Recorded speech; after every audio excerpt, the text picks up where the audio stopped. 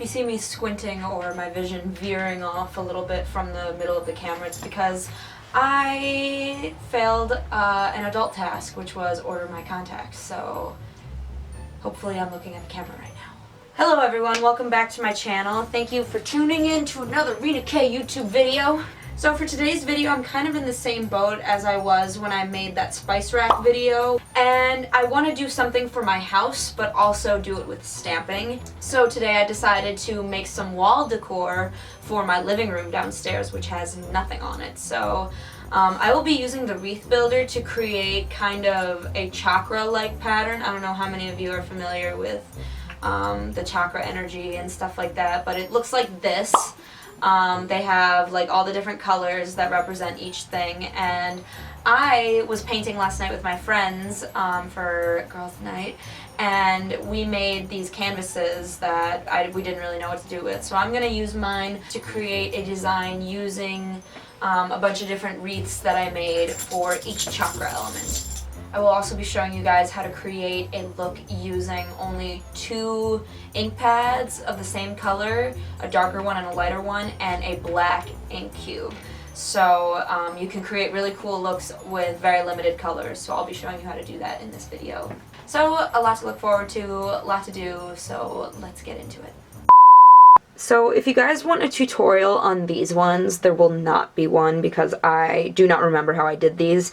But you can make out the shapes in there and, you know, pause this video if you want and look at them. There are many ways to set up wreaths using the mandala maker, but honestly, if you just start adding shapes together, it'll start to look really cool. So these are the ones I have so far. This one is done with Plum Punch and Lovely Lavender. This one's Tranquil, Teal, and Sea Glass. This is Lucky Clover and Key Lime. And then over here is Wild Dandelion and Lemon Drop. Now these are the ones I've done so far, so I'm not going to show you guys how to make these, but I will be showing you how to make the red, orange, dark blue, and maybe even a neutral colored one, because 8 of these 3 3/4 inch mandalas fit very nicely on my 12 by 16 canvas. So we might make another one near the end, but we'll see. We'll see how it looks when we get there. We'll see also if my coffee is still coursing through my veins like it is right now. But we're going to start off with the red one, and we will build from there. I also will be using colored pencils to color it in and add some values. Just stay tuned because this is going to end up looking really cool, and I hope you guys enjoy it. Okay, now keep in mind, I do not have any structure for jumping into these wreaths. I'm only going to base them off what I've done with my other wreaths and what would just look cool in my mind. So for the red one, we're going to start off with this point.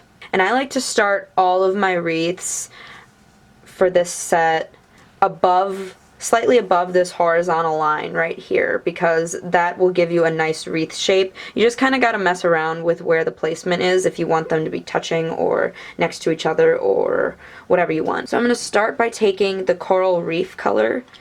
This is in the 2018 Gina K ink collection.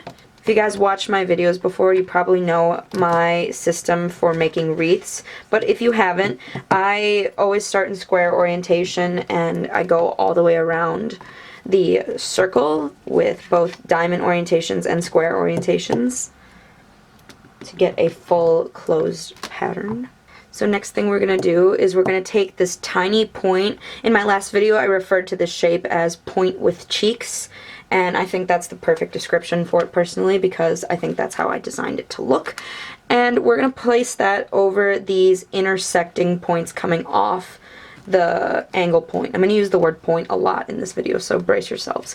And then I'm going to be using the Red Velvet ink cube. It's kind of a darker red.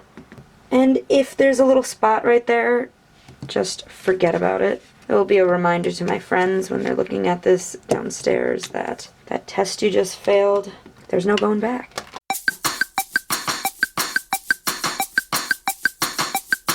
Upon finishing these, I realized they're all off center. Alright, so that's the start of our red card. I'm going to throw a curveball at everyone sitting at home. I'm actually going to add some bubblegum pink into this because I think pink could qualify under the color red more so than any other color. So I'm going to add this little bracket or parenthesis shape to this. Because if you noticed in my other ones, they kind of went long this way. I kind of neglected to add some detail onto these parts because I wanted them to look like they were going down. You feel? Get my vision? So we're going to do that same thing on here. Most of you guys comment that you watch my videos not knowing where it's going. I make my videos that way as well. So I will be stamping this one in, I'm going to say black amalgam. I'm going to really try to position that overlapping with those ends of that bracket. And I'm going to bust out my amalgam ink for this. I added this nice corner shape, and I'm going to do that in the darker cherry red, red velvet. Not even looking at what I'm stamping with. And then we're going to tilt this and put another one right there.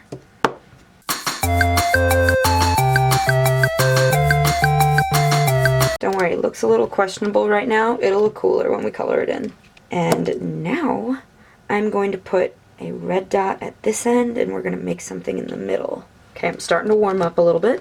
I'm going to continue my dots that I'd already added here, except I'm going to do them in pink. I'm going to go right over that pink dot with a smaller dot in black amalgam. I like to use that to cover any like seams that you can see through lighter colors. It's good to do that with a white gel pen too. I might put a tiny little white dot amidst these two dots. So the last thing I'm going to do here is I'm going to put this half oval shape touching the 2 points of the cheeks, and I will be stamping that all the way around in black amalgam, and hopefully it turns out okay. It should form like some kind of flower design based on my research in the past with this particular shape.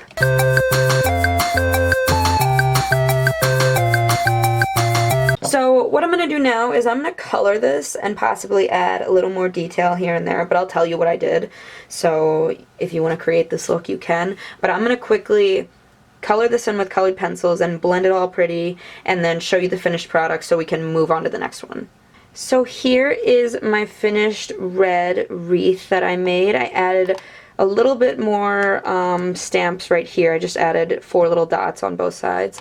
And then all these parts right here, I added detail with either the white gel pen, colored pencils in Gamsol, or a black colored pencil adding these little dots. So, yeah. Our next step is to make the orange wreath, and I'm going to start with this point right here. I'm going to make sure it's really in the middle.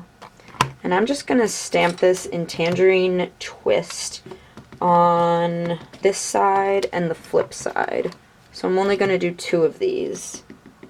So I'm just going to flip this upside down so they are facing the opposite way.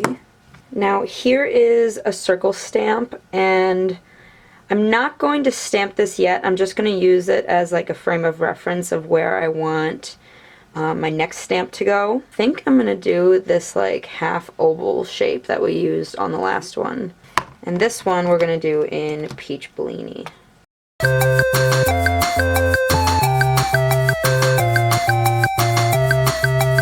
Okay, so now we're going to take the smaller version of this dark orange stamp and stamp on either side once again. I think we're going to do this in black amalgam.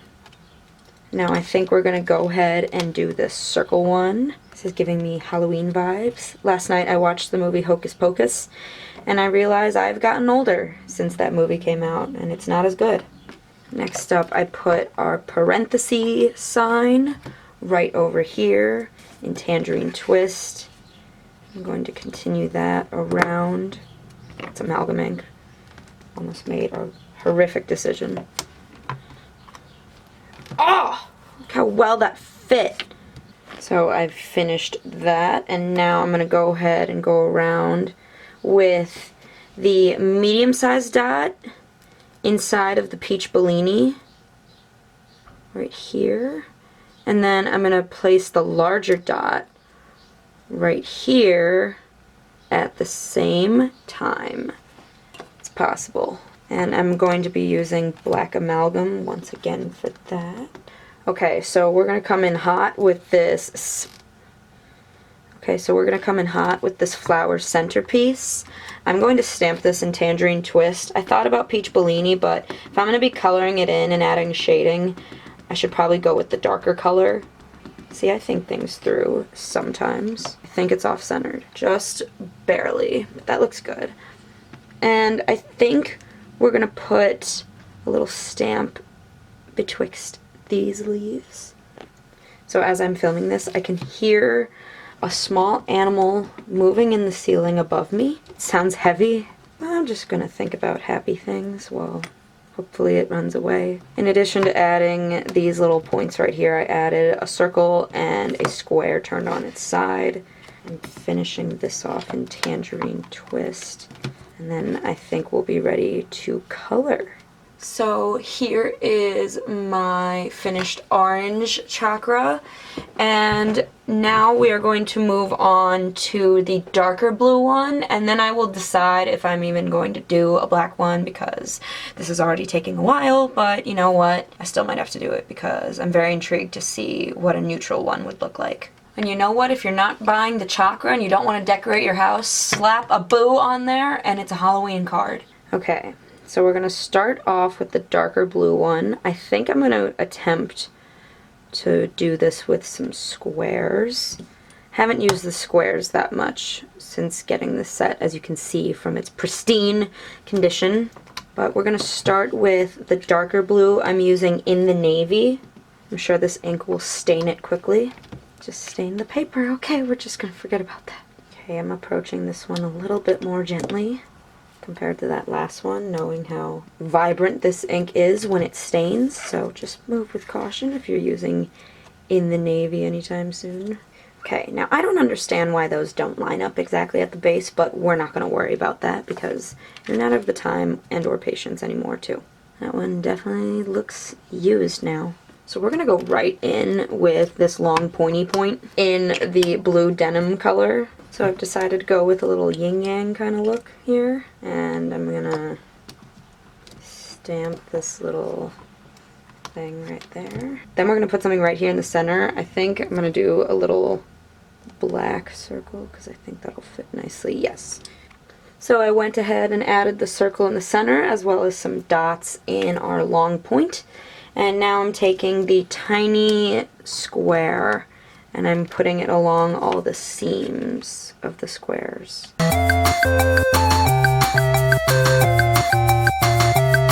I'm adding my diamonds in these boxes. Oh. What I like about the Misty is that you can accidentally let gravity take over and slam it into the paper, and that's the only tool you can use that technique with. If you try to do that while freehanding, it's not going to look like this. Your stamp will not come out clean. Now I'm adding a mega point in black amalgam ink.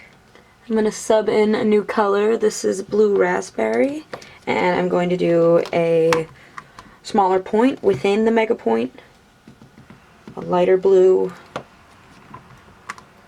I got carried away with one of the dots and the blue raspberry, so now we're going to cover those with these little bracket parentheses again in amalgam ink, and we're just going to do them on the outsides that we've been working with.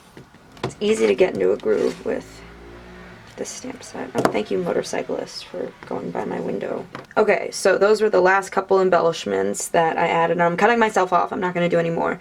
I did tiny dots in blue raspberry and in blue denim, and I finished the brackets. So now I'm going to color this, and then I will see you in whatever I decide to do next. So here is what I have left for my blue project. And now I'm going to place them all on the canvas and see how I like them and see if I actually want to make a black one, because it's a lot of work, but we'll see. We'll see how it looks. Alright, so I have sealed all of these on here with 3D foam squares, and it's actually going to be like this, but it can't fit in the screen unless I have it on this way. This was the last mandala I decided to make. I tried to make it look like an evil eye. I have an Italian mother, and I feel like I should have one of those in my house. This is what it ended up looking like. I think it's really cute. I'm excited to hang it up. I'm excited to see what my friends say. So this is our finished product. I hope you guys enjoyed it. So rude. So I think it turned out really nice. I think I'm gonna hang it downstairs in my living room, as I said before. It's gonna be a nice little reminder to just relax, be at peace, and someone is always watching you. Hello, Gina K, how are you? So that's it for this video. This week I am going to be giving away $25. Shut up. So for this week's giveaway, I'll be giving away a $25 gift certificate to GinaKDesigns.com. To be entered in that giveaway, you have to answer the question, what is your favorite decoration you have on your wall right now? Mine is this, because it just took a long time to make. So let me know, and you could possibly be the owner of a $25 gift certificate to GinaKDesigns.com. The winners of last week's giveaway, which received, I don't remember what they received, but I will put it right here. Right here. That's what the winners of this week receive, and the winners are right here. So if you see your name here and your comment, please submit I won the Rina K giveaway to info@GinaKDesigns.com, and we will send you your product right away. I don't remember what it is. So thank you for watching. My camera battery is about to die, so I hope you guys enjoyed this video, and I hope to see you guys in the next one. I hope you guys don't mind when I do these kind of like off-brand stamping videos where I end up making something instead of just a card, but you know, it allows me to do more things that I need to do on a Sunday, like decorate my house. So thanks again. I'll see you guys in the next one. Bye!